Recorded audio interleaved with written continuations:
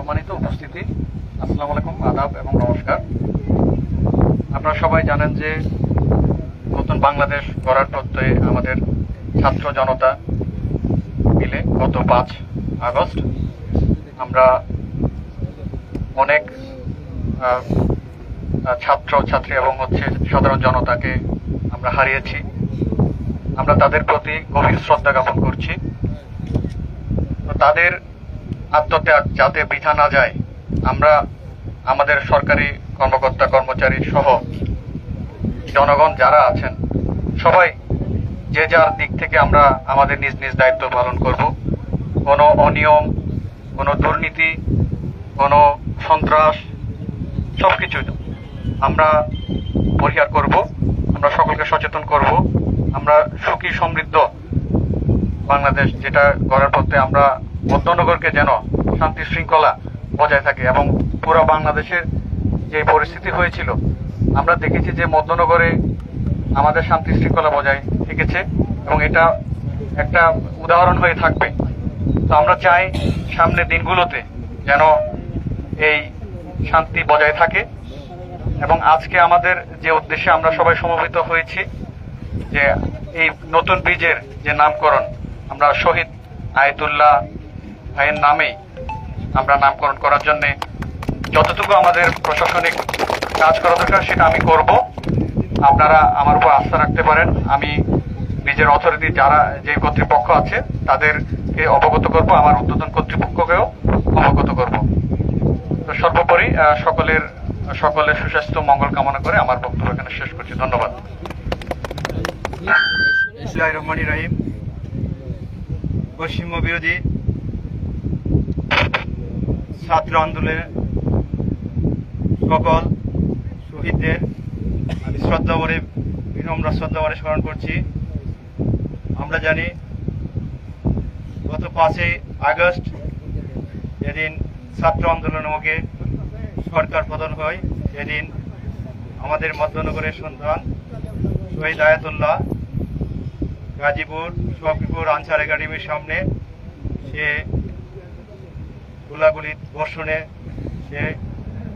গুলি বর্ষণে আঘাত প্রাপ্ত হয়ে মৃত্যুবরণ করে। পরবর্তীতে তার পরিবারের লোকজন তাকে অনেক খোঁজাখুঁজি করে কোথাও না পেয়ে ঢাকা শহরে আপনারা জানেন একটা বিভৎস অবস্থা ছিল। আইন শৃঙ্খলা বাহিনীও কাজে তাদের সুষ্ঠুভাবে কাজ করতে পারে নাই।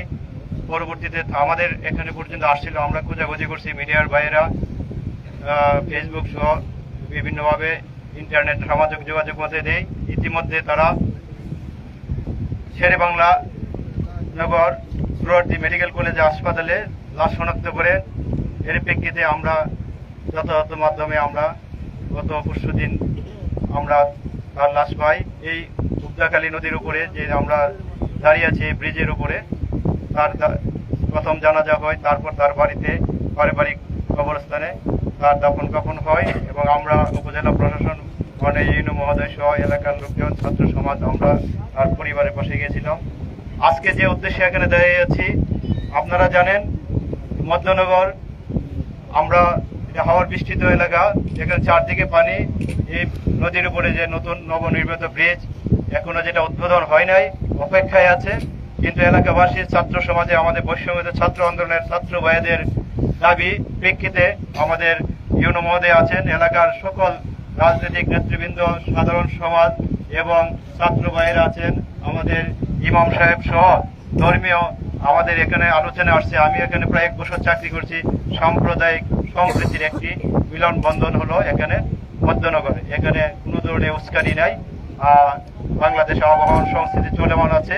আমাদেরও দাবি থাকবে এই শহীদের আমরা তাজা রক্ত দিয়ে আমাদের যে বাংলাদেশ আমরা নতুনভাবে আমরা পেয়েছি, আমরা যাতে মধ্যনগরে আমরা সমগ্র বাঙালি এবং সমগ্র পৃথিবীর কাছে আমরা এই সেতুর মাধ্যমে তার নাম দিয়ে এই মধ্যনগরবাসী অংশগ্রহণ করতে পারি, সেই প্রত্যাশা রাখি। এবং পরবর্তীতে যখন যে উদ্বোধন হবে, যেভাবে সুন্দরভাবে একটা স্মৃতিচিহ্ন সহ স্মৃতি ফলক হয়, সেই ভূমিকা যারা থাকে প্রশাসনে তাদের কাছেও আপনারা দাবি করবেন, আপনারা থাকবেন। আমি পরিশেষে যে তার বিধি আত্মার মাগফিরাত কামনা করে এবং শোক সংতপ্ত পরিবারের পাশে আমরা সবাই থাকবো মধ্যনগরবাসী, সেই প্রত্যাশা রেখে আমি বক্তব্য সমাপ্ত করলাম। মিডিয়ার ভাইদেরকে যারা উপস্থিত হয়েছেন, আশেপাশে এলাকার সবাইকে ধন্যবাদ জানাই। আমি ধন্যবাদ সবাইকে, আসসালামু আলাইকুম। জি, ধন্যবাদ আমাদের অফিসার ইনচার্জ মহোদয় মধ্যনগর থানা। আর আমি আরেকটু কথা বলি, এখানে যে সংবাদকর্মী যারা আছেন, আমি আন্তরিকভাবে দুঃখিত, আপনাদেরকে ওইভাবে বলতে পারি না। এই মধ্যনগর সেতু এখনো পুরোপুরি কাজ শেষ হয় না, কিন্তু যখন ভিত্তিপ্রস্তর যখন স্থাপিত হবে তখন যেন আমরা মানে ইজিলি আমাদের নামটা ভিত্তিপ্রস্তরে আইসা পড়ে, যে মধ্যনগর নাম না দিয়া আয়াতুল্লাহ সেতু, শহীদ আয়াতুল্লাহ সেতু, মধ্যনগর উপজেলা, সুনামগঞ্জ, এরকম নামটা হবে। আর সবচেয়ে গুরুত্বপূর্ণ কথা হচ্ছে আমাদের মধ্যে ইউনো মহোদয় উপস্থিত হয়েছেন। আমরা একটু সবাই কথা না বলি, আমরা বেশি সময় কথা বলবো না, এখানে এটা কোনো সাংস্কৃতিক অনুষ্ঠান না। আর আমি সবার প্রথমে এখন আমার কথা শুরু করতেছি, আমি ছাত্রদের পক্ষ থেকে আমার কথা শুরু করতেছি।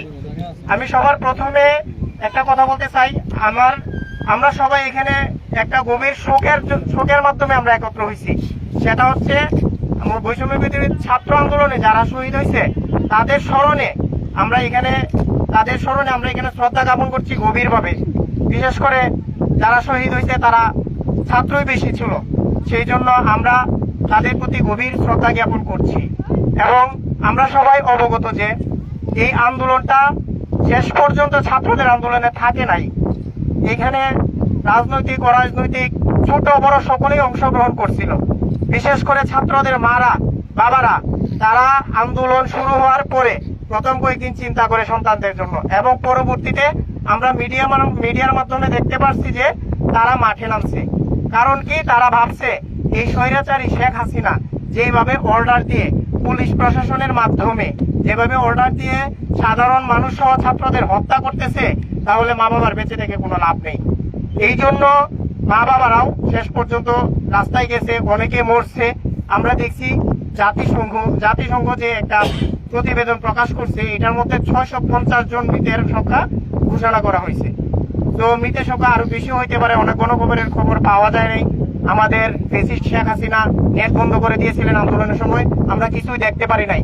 দেখলে হয়তো আমাদের মধ্যনগরেও তুলকালাম শুরু হয়ে যেত। আমরা সব দিক দিয়ে একটু পিছিয়ে আছি।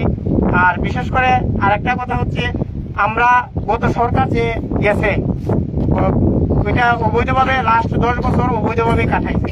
নির্বাচনের কথা তো আপনারা সবাই জানেন, কি বলবো, এটা একচেটিয়াভাবে নির্বাচন করছে। এখানে কোনো মানে নির্বাচনের কোনো সিস্টেম মানা হয় না। নির্বাচন কমিশনকে আয়ত্ত করা হয়েছে, পুলিশকে আয়ত্ত করা হয়েছে।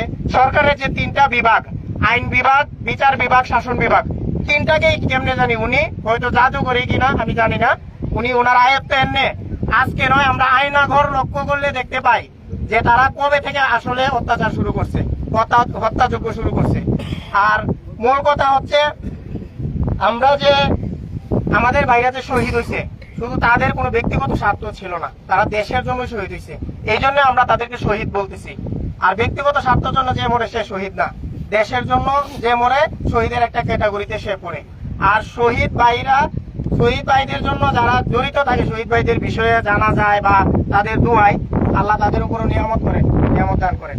তো আজকে আমাদের এখানে একত্র হওয়ার একটাই কারণ, সেটা হচ্ছে ভাই আয়াতুল্লাহ স্মরণে আমরা যে নাম ফলকটা প্রতিস্থাপন করতে যাচ্ছি। এখানে কারণ হচ্ছে 2টা। একটা হচ্ছে আয়াতুল্লাহকে সম্মান করা, আর একটা মূল কারণ হচ্ছে তাদেরকে যেন আমরা ভুলে না যাই। আমরা আয়াতুল্লাহ না, এখানে বীর মুগ্ধ আছে, আবু সাইদ আছে, যার জন্য আজকে বাংলাদেশ স্বাধীন। আবু সাইদের কথা না বললেই নয়।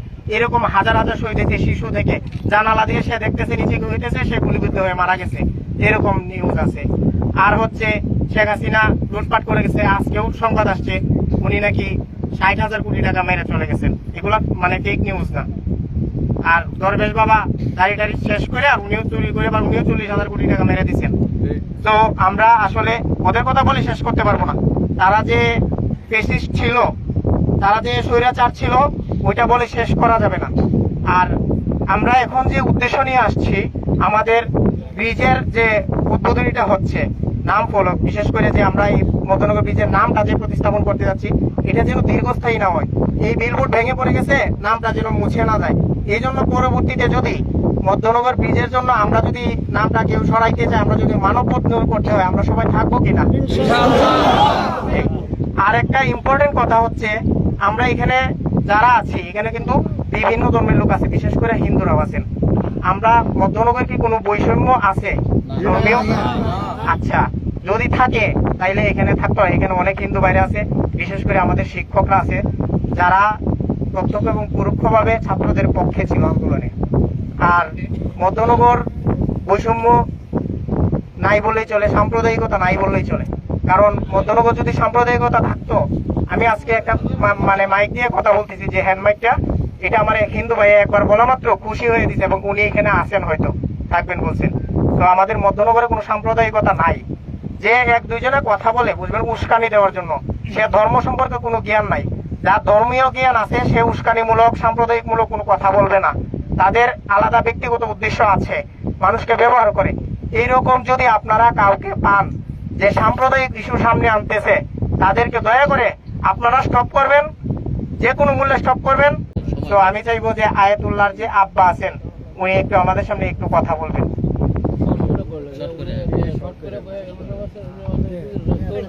আসসালামু আলাইকুম।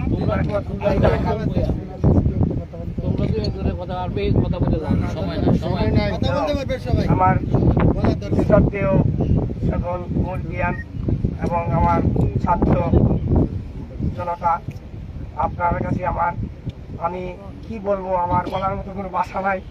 কারণ আমার ছেলেকে হারিয়েছি, কিন্তু লক্ষ লক্ষ ছেলে আমার সামনে হাজির হয়েছে। আমি সব দুঃখ ভুলে গিয়ে আজকে আমার মন আনন্দে আত্মহারা হয়ে গেছি। আমি ইনশাআল্লাহ আমার ছেলের মতো আরো কত হাজার হাজার মায়ের কুল নষ্ট হয়েছে, আরো কত ছেলেরা মায়ের মন নষ্ট হয়ে গেছে, কত ছেলেরা দুনিয়া থেকে চলে গেছে।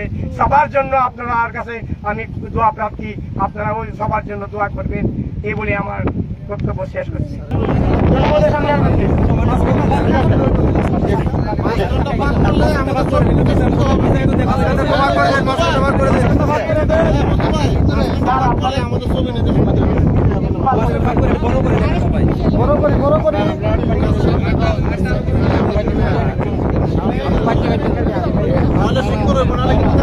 আপনারা সামনে দিকে একটু ক্লিয়ার করেন, তাহলে সুন্দরভাবে দেখা যাবে।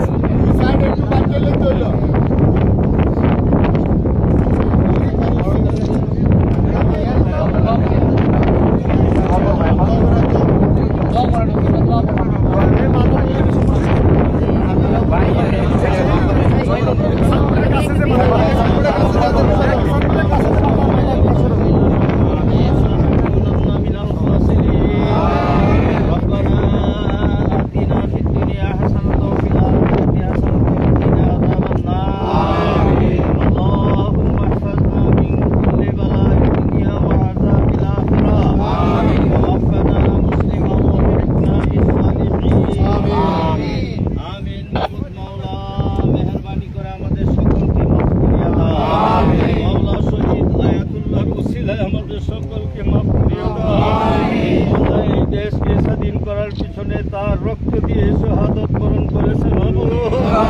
মাওলা যত শহীদ হয়েছে দেশকে স্বাধীন করার জন্য সকল শহীদকে তুমি কবুল ফরমাও। আবু সাঈদ সহ আয়াতুল্লাহ সহ যত শাহাদাত বরণ করেছে সকলকে তুমি কবুল ফরমাও।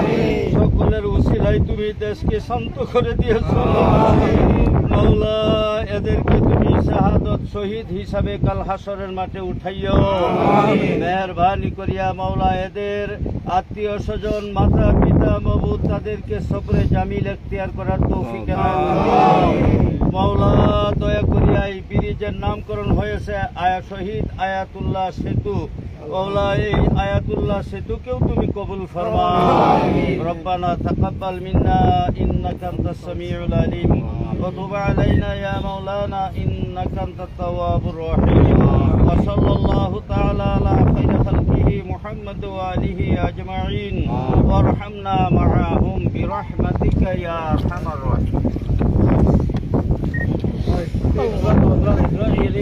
বড় করে দশটা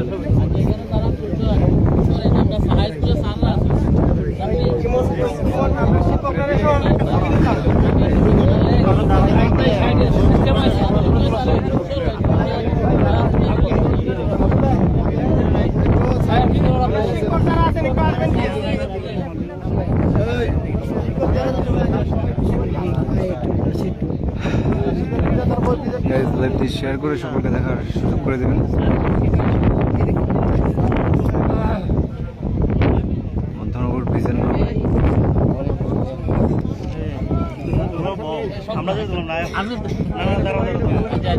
মাথাটা লেগে দেওয়া যায় না, মাথাটা একটু সরাই লাগ, সানবুটটা থেকে মাথাটা সরাই রাখ, মাথাটা লেগে দেওয়া যায় আর দেরি করে লাগ। দর্শক দেখতে পাচ্ছেন এই যে মধ্যনগর ব্রিজটি, মধ্যনগর নতুন উপজেলা, তো ব্রিজটিও নতুন। তো মধ্যনগর উপজেলার একমাত্র শহীদ, মানে গত বৈষম্য বিরোধী গোটা আন্দোলনের 5ই আগস্ট শহীদ হয়েছে আয়াতুল্লাহ। তো সেই আয়াতুল্লাহর নাম অনুসারে এই মধ্যনগর ব্রিজের নাম শহীদ আয়াতুল্লাহ ব্রিজ নামকরণ।